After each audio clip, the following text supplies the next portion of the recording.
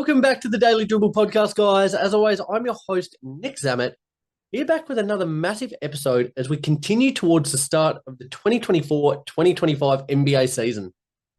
It is rapidly approaching. It's just around the corner. The anticipation is absolutely at fever pitch now. I couldn't be more excited if I tried. It really is the most exciting time of year if you're an NBA fan. Just the resumption of basketball in our lives. It cannot come soon enough. Now, a big episode in store today. If you tuned into last week, I gave my Eastern Conference season predictions. This week, I'm tackling the Western Conference. Now, I always find this considerably more difficult to do. The teams, I think, are so on par. There's going to be a lot of teams that I put forth in my predicted standings that a lot of you guys aren't going to agree with. And there's one in particular that I feel I'm going to get a lot of backlash for. And I can't wait for it. So stay tuned to find out which team that is momentarily. Before we get into it, though, a big shout out to both Stadium Scene and The Cover. Both those networks continuing to showcase all of my work here at the Daily Dribble, as well as a whole host of other content creators in and around Australia, New Zealand, the US, and Canada. Their support means the absolute world to me. Cannot thank you guys enough for all your continued hard work. Okay, without further ado, let's get into my Western Conference predictions. It is the second part of a two-part series. Tackled the East last week. Now, how it's going to work, again, same as last week, I'll be going from 15 through to the predicted 1 seed. And again, like last week, this is purely based on where I think these teams are going to finish across the regular season, not in terms of the likelihood of winning the title. So I just want to make that abundantly clear. You can be a championship favorite, but not finish as the top 1 or 2 seed. This is just purely based on those standing predictions. As I said, I tell you what, this was bloody tough. I really kind of struggled with this. Every team bar 1 or 2, I think, is going to be so close this year. But it's going to make for a compelling season nevertheless. Without further ado, though, let's go into my predicted 15th seed for this season in the Western Conference. I had the Portland Trail Blazers. Now, on paper, their starting 5 doesn't actually look terrible. Looking at Scoot Henderson, Anthony Simons, the recently acquired Denny Advia, Jeremy Grant, and DeAndre Ayton, they'll get some wins. That's solid. That is solid enough. That's a solid NBA team. I just think everyone else is well better poised at the moment. The big question, I think, heading into this season is, can Scoot Henderson step up and be a franchise piece? Last season, he averaged 14 points, 3 rebounds, 5.5 assists, yet was wildly inefficient. He went at 38.5% from the field and 32.5% from 3. Now, that's just not going to cut it.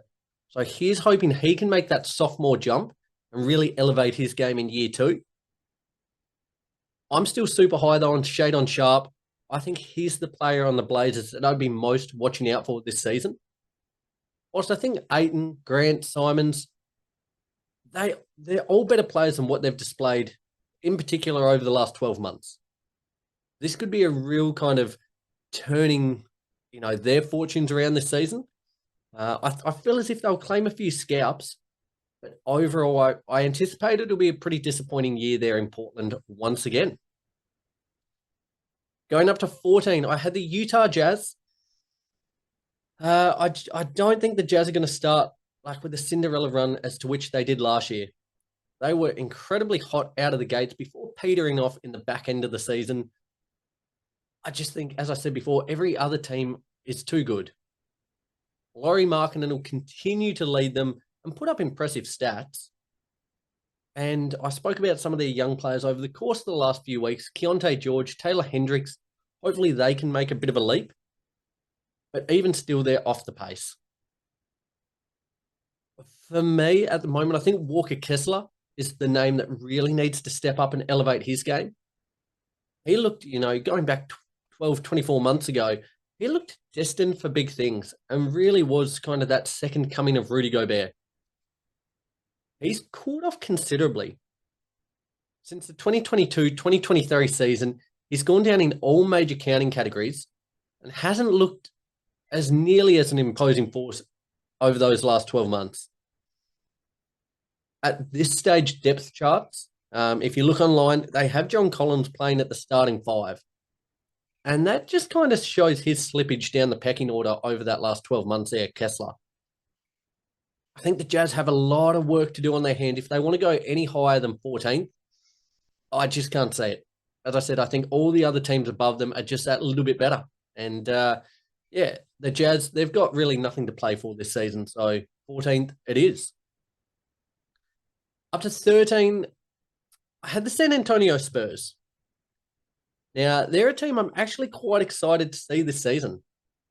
I think Chris Paul linking up with Victor Wembanyama is going to be must-watch TV. I spoke about Wemby. It would have been a fortnight ago now. Tune into that one if you haven't already on Apple Podcasts, Spotify, or watching this one on YouTube. Spoke about fantasy players you'd most want to kind of look to get on your squad. And Wemby was one of these. I said at the time, I think he's a sneaky dark horse pick for MVP, which just sounds ridiculous. But if you go back and listen to that episode, and I spoke about the stats he put up last season, what he's projected to do this season, playing alongside a competent guard in Chris Paul, he's set for a monster year. He's probably going to get DPOY as well if he averages, again, like four blocks and a steal a game. He's just an absolute freak of nature. So, yeah, don't be surprised to see him as a dark horse MVP pick for a lot of people. I think really some of their depth pieces are a little bit sketchy, but they have enough talent there to be a handful on most nights. Playing alongside Chris Paul, I think, will unlock the best in players like Jeremy Sohan, Devin Vassell, Harrison Barnes. Not exactly household names or, players that light up your eyes, but playing alongside someone the caliber of Paul will hopefully bring out the best in them. And if that so happens, don't be surprised to see them go that little bit higher than 13th. As I said, I really wanted to put them higher. I just couldn't do it given the teams, I think, around them are just that little bit better. And just given that depth, as I said, I think their margin for error is quite small. Hence, I had to put them 13th. Yet don't be surprised to see them potentially push towards a play-in spot, which would be tremendous. Okay. I spoke at the top of the episode about a pick that was probably going to get me in a lot of hot water. And this is it. My number 12 seed for this season is the Memphis Grizzlies.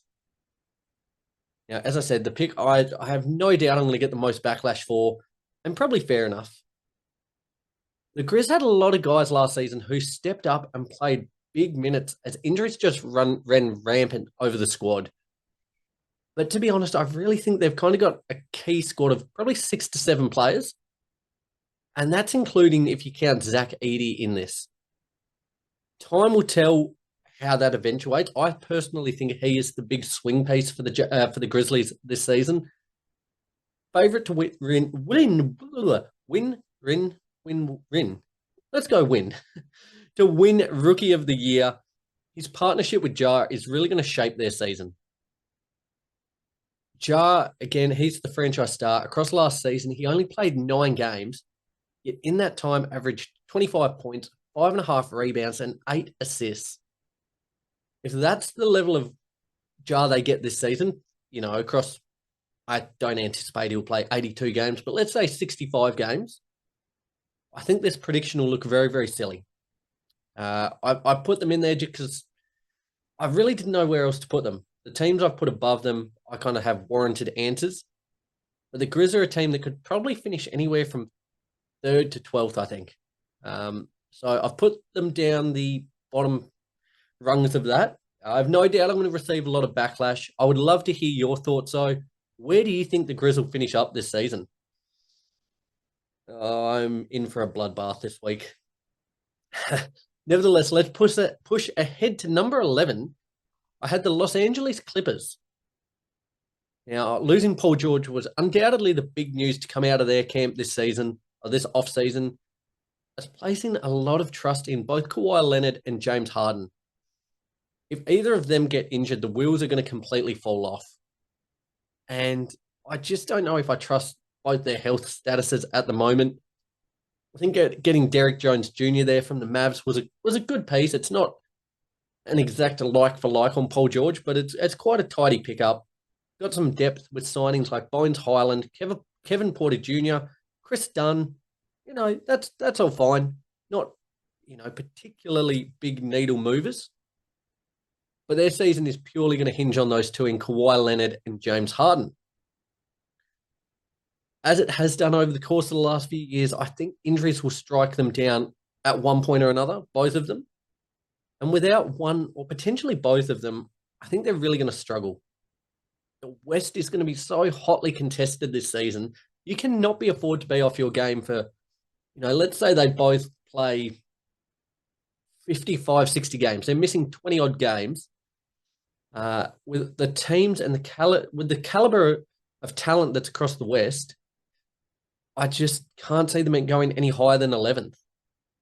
So again, another pick that I think a lot of people would disagree with, but I just couldn't put them any higher than that. Which again, if you're going back to Steve Ballmer, the investments you've made in this team over the course of the last few years, to have your team potentially not even make the play-in, that would just be criminal. So he will certainly be hoping that I'm proven wrong here.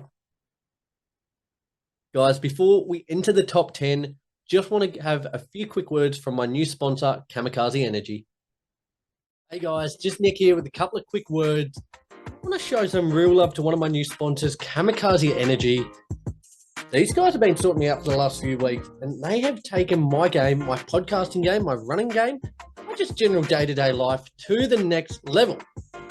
Providing me with a source of B3, B6, and B12 vitamins, as well as a huge source of electrolyte with zero sugar. These are a must-have. If you're lacking that little bit of energy, need that little pick-me-up, Kamikaze Energy is your new best friend. Guys, if you head to the link in any of my bios on social media or the podcast, there'll be a link there. Kamikaze Energy. Use the code CamiDribbler or just follow that link to get 15% off any of your orders. I certainly attest to the fact that these have helped me out considerably, and I have no doubt they'll do the same for you. Guys, you don't need wings when you have Kamikaze Energy. Go check them out now and elevate your game. Perfect. Back into the good stuff, guys. Going up to number 10, I had the Houston Rockets. This was another team I really would have loved to have put them higher. I think they're going to be super, super fun this year. And with that young core that I've spoken a bit about over the course of the last few weeks, Alperen Sengun, Jalen Green, Jabari Smith Jr., Armin Thompson, and now Reed Shepherd added to the mix, that's going to be pretty potent for the next 5 to 10 years. But you put them alongside players who are established NBA players in Fred VanVleet, Dylan Brooks, and the newly acquired Steven Adams, they've got a nice blend of youth and experience. Again, another player that I spoke about as a sneaky dark horse MVP pick, and by dark, I mean very dark, Alperen Sengun. He has all the makings of a future MVP. With the numbers he puts up, he's really the fulcrum of this team. And I think it becomes more of a reality if they can somehow claw themselves into a playoff spot. It's not the most absurd thing to put out there. Averaged 21 points, 9 rebounds, and 5 assists last season. There's no reason to suggest that he won't be even better this coming round. Again, think they're probably just a year off the Rockets as a whole from being a legit playoff team. But they're making really good strides nevertheless. They're poised really well at the moment to be a formidable force over the next 5 years. So I had them in 10th for this year. Going up to number 9, the Golden State Warriors. After losing Klay Thompson to the Mavs, this really is a new phase for the Warriors. The Splash Brothers have officially ended. Instead, now we've got the Splash Buddies there with Steph and the newly acquired Buddy Hield, Cole Anderson, and DeAnthony Melton also being added to the fold. It's quite a solid roster they've got. It just doesn't feel quite as potent. It doesn't quite have that aura that they have over the last couple of years. And that's to be expected. I think Steph will continue to do Steph things and be one of the best players in the league. last season averaging 26.5 points, 4.5 rebounds, and 5 assists. He's going to continue to do that. He does that in his sleep. Their success this year will be determined by improvements from Brandon Podziemski, Jonathan Kuminga, and probably to a lesser extent, Moses Moody there. If these guys can step up and help usher in this next iteration of the Warriors, they'll be in decent shape. Again, I don't think those strides, if made, will bear too fruitful this season, but it'll help them transition into that next phase over the next, 1, 2, 3 years. If these younger guys can step up and make that step, in particular, Kuminga. This if you look at his career progression thus far, he's on track to become a superstar player. And the Warriors are certainly hoping for that. This is probably his breakout year with Clay out of the fold, him kind of moving up in the pecking order a little bit there. Very excited to see what he can do. But yeah, couldn't put them any higher than 9th. Up into 8th, I had the Sacramento Kings. Now, the Kings have absolutely doubled down on the offensive side, acquiring DeMar DeRozan from the Bulls. Yeah, wow. Alongside De'Aaron Fox and Domantas Sabonis there, they're going to put up 130 points every night, I reckon. The problem with that is, though, the defensive side could be very problematic. I just don't think they have enough size or defensive acumen to stop many teams within the league. At the minute, reports are suggesting that Keon Ellis will start, and that'll bring Herter off the bench. I quite like this. I think Ellis brings out a little bit more D, whilst Herter can come off the bench and just shoot away, which we know and love him for. Him and Monk, imagine bringing those two flamethrowers off the bench. Kevin Herter and Malik Monk, they're going to be putting up probably 23s a game between the two of them off the bench. That's big numbers, and is really going to be an exciting little storyline that plays out for the Kings, how their bench unit goes. If they can somehow be better on the defensive end, though, there's certainly a world in which they push towards that top 4 to top 6 spots, but I just don't think it'll happen. If nothing else, though, if you're a Kings fan, this season is going to be super, super fun to watch, or even just a casual NBA fan. I would certainly put them pretty high on your league pass kind of hierarchy, because, yeah, they're going to be must-watch TV there in Sacktown. Going up to number 7, I had the LA Lakers.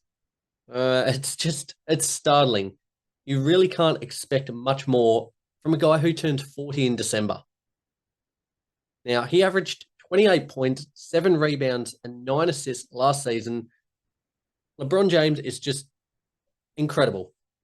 There is just not enough superlatives to actually explain what he's doing at the moment. But he just needs blokes to continue to step up and help him. A lot of that's going to fall on AD, Reeves, and probably D'Angelo Russell as well. Austin Reeves and D'Angelo Russell, they're probably the two big names. Like, I think AD's been really solid the last 12 to 24 months. But Reeves and Russell need to continue to help and support those two stars. Speaking of support, the supporting cast needs to actually stay healthy this season and contribute. Like, there's a lot of players there that didn't feature or make an impact at all last season. Like, that cast is quite well-rounded. Rui Hachimura, Gabe Vincent, Jared Vanderbilt, Max Christie, Jackson Hayes, Christian Wood. These are all players that have, shown they are legitimate NBA players and can perform at a high level. But unfortunately, outside of Rui and a little bit of Max Christie, last year, not a lot of them did much to actually help and support the King. I think there's enough talent there to be a decent team. I don't believe it's a championship level team, which pains me to say. That being said, I'm certainly super excited to see how rookie Dalton Connect goes and to see how he goes letting that 3-ball fly. I think he is a hell of a prospect. I think it's going to be great to see Bronny and Bron on the court together at some point. We saw them in a preseason game the other day. Very wholesome content. I think we'll see it briefly for the regular season, but not expecting Bronny to contribute much this season. He more or less looks like G League fodder. But yeah, as a Lakers fan, it pains me to say I'm not holding a lot of optimism for this season. Would love to be proved wrong, though. So he's hoping that is the case there. Up to number 6, I had the Phoenix Suns. The Suns have a team that it's championship caliber. Bradley Beal, Yusuf Nurkic, Devin Booker, and Kevin Durant in your starting 5. That's top tier. That is all time. And with other players like Tyus Jones, Grayson Allen, Josh Okogie, and Royce O'Neal rounding out the edges, they should be far more competitive than what they have been over the last season or two. All indications suggest at the moment that Tyus Jones will start as a point guard. I think he's going to give some really great looks to the heavy hitters in that team, Bill, Booker, KD. Like that is really exciting. Like I've spoken about a little bit over the last few weeks, what a talent that I think Jones is. And with him feeding it to those superstar players, they're going to get some phenomenal looks there. They're a team that I put them at 6th. As I said, I think they've got a squad that's championship befitting. But I don't think they'll fire on all cylinders throughout the regular season. As long as they can stay healthy, I think they'll be a real handful in the playoffs. So hence I've put them 6th. They've gone balls to the wall to get a squad assembled like this. They need to start repaying the front office for doing that. They need results. They need to make a deep playoff run. You know, regular season's not that much of a concern, hence 6th. But playoffs, they need to do something really big here. Up to number 5, I had the Minnesota Timberwolves. The big move has been in the last week or so, and that's moving on from Karl Anthony Towns. They acquired Julius Randle and Dante DiVincenzo there from the Knicks. Really quite a fascinating move, and I touched on this briefly last week. But they had a team that made it to the conference finals and was trending upwards. They've kind of pulled that apart, like one of their big pieces there, offloaded him and brought in 2 other players who they're not at the superstar level like Towns, but really competent players in their own right. I personally quite like the move. They save a heap of money on the salary cap front. And I think Dante DiVincenzo, he's a huge get. His output compared to his salary is second to none. My big concern, though, is the spacing for the Wolves. Now, Randall looks set to start. He shot 31% from 3 last season. If he's not making them and, comes inside that lane, it's going to be extremely crowded with both him and Gobert in the lane. Now, ideally, Edwards can hit the 3 ball. Ideally, you want him attacking the rim. And it's going to be infinitely harder with 2 big bodies in there. And that was the benefit of having Cat. He spaced the floor really, really well. So I think a lot of onus is going to be on Randall being able to make defenders accountable to step outside and kind of guard him from the 3-point line. Whether that happens or not, I think will determine a lot how they go this season. It is really going to be a fascinating year for them. And I just feel like this is a year like he's kind of on the periphery, but this could well be the year that Ant establishes himself as a top 5 player within the league. Watch out for that storyline for sure, I would say. Up to number 4, I had the Denver Nuggets. With Nikola Jokic out there, you would be silly to discount them. Now, I don't think they've probably done quite enough to retool around him. Losing KCP is a big hit. That means they're going to expect a lot of output and increased performance from these young pieces in Julian Strawther, Peyton Watson, Hunter Tyson, and in particular there, Christian Brown. Now, I think adding Russell Westbrook and Dario Saric, which I've spoken about over the last few weeks, helps. But their depth for me is still a bit of a concern. Jamal Murray, I really feel is the player that needs to kind of step up here and put himself as an all-NBA level player. If that happens, the Nuggets could well be back on the march towards championship glory, but a lot hinges on Murray.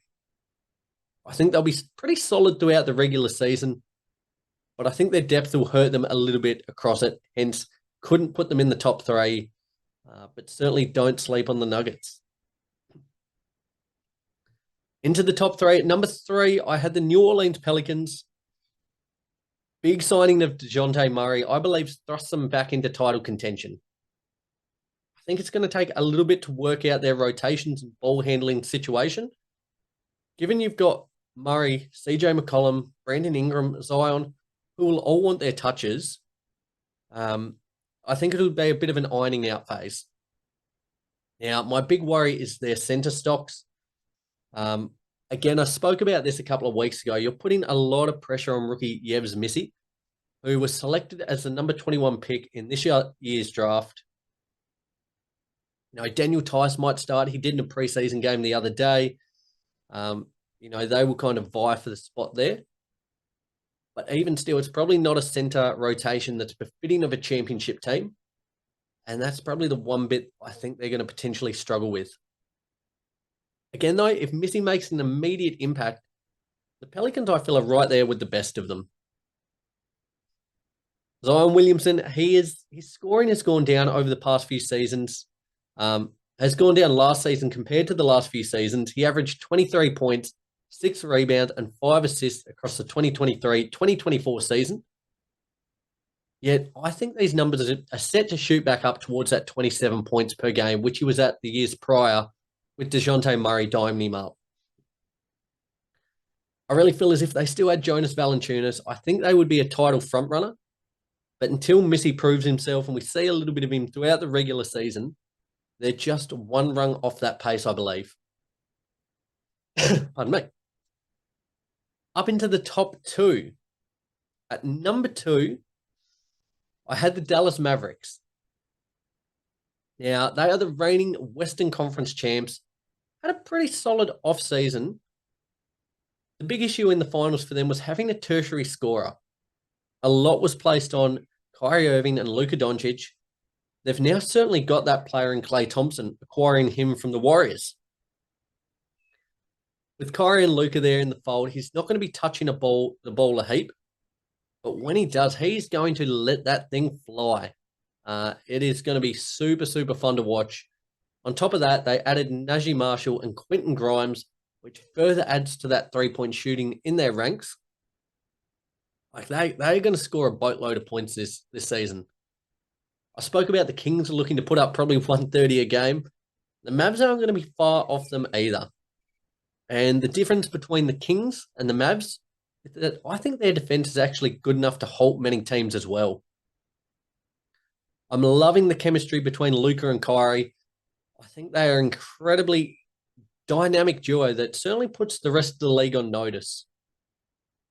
With where their roster's currently poised, and I just feel they're super balanced at the moment. And despite not having them as my predicted number 1 seed, they're probably my pick to win the West once again. So watch out for the Mavs this year. And my predicted number 1 seed for the 2024-2025 season in the Western Conference is the OKC Thunder. Now, they've got a team of absolute dogs. Acquiring Alex Caruso and Isaiah Hartenstein just adds to this. With a couple of Williams in there, a Dort, and a Holmgren, this has the makings of a championship team. Now, with Shai Gilgeous-Alexander leading them, they certainly are a chance of that. He averaged 30 points, 7 rebounds, 6.5 assists, and 2 steals per game last year, and he is rightly one of the front runners for the MVP. I've spoken pretty extensively, if you're a long-time listener of the show, I've spoken pretty extensively about them being a team that's been built to be a force over the next 5 to 10 years. They're built to be a force now, and especially in the regular season. I don't know if I'm 100% sold on them in the playoffs yet. Regular season, though, they're going to play hard every single night. And I think they'll remain, given their age, they're a younger team. I think they'll remain considerably healthier than some of these other squads. I would certainly underestimate them at your own risk, despite not having them as my probably Western Conference Finals pick. They are certainly my pick for the number 1 seed this year. Guys, there you have it. To recap my Western Conference season grades for season 2024-2025, I had in number 15, the Portland Trail Blazers. Number 14, the Utah Jazz. Number 13, the San Antonio Spurs. Number 12, the Memphis Grizzlies. Number 11, the LA Clippers. 10, the Houston Rockets. Up into 9, I had the Golden State Warriors. 8, the Sacramento Kings. 7, the LA Lakers. Number 6, the Phoenix Suns. 5, I had the Minnesota Timberwolves. 4, the Denver Nuggets. 3, the New Orleans Pelicans. Number 2, the Dallas Mavericks. And my predicted number 1 seed for this season, the OKC Thunder. Guys, let me know your thoughts, what I got right, what I got wrong. Take no prisoners. I'm a big boy. I can take it. I love having these debates and discussions with you guys. It really does make the show. So let's have at it this week. Looking ahead to next week, I'll be going through and giving my predictions for all the major awards in the league, speaking about the MVP, the 6th Man of the Year, Coach of the Year, etc., all those awards that we know and love. I'll be giving my predicted winner as well as dark horses for that one there. Be sure to subscribe wherever you watch or listen to the show, Apple Podcasts, Spotify, or watching this one on YouTube, wherever you listen to the show, to get that one as soon as it drops. The news is continuing to ramp up on the socials as well, so be sure to follow all of them: Facebook, Instagram, YouTube, Twitter, and TikTok to get all the latest news from both the NBA and the NBL. As it's continuing to ramp up, the season is just around the corner, so you don't want to miss a thing. Stay up to date with the socials. Till next week, though, guys, I will leave it at that. Enjoy the last couple of weeks without basketball, NBA basketball, that is. It's just around the corner, so certainly get excited for that. Till next week, though, have a fantastic week, and I cannot wait to speak to you soon. Remember, be good or be good at it. See you guys.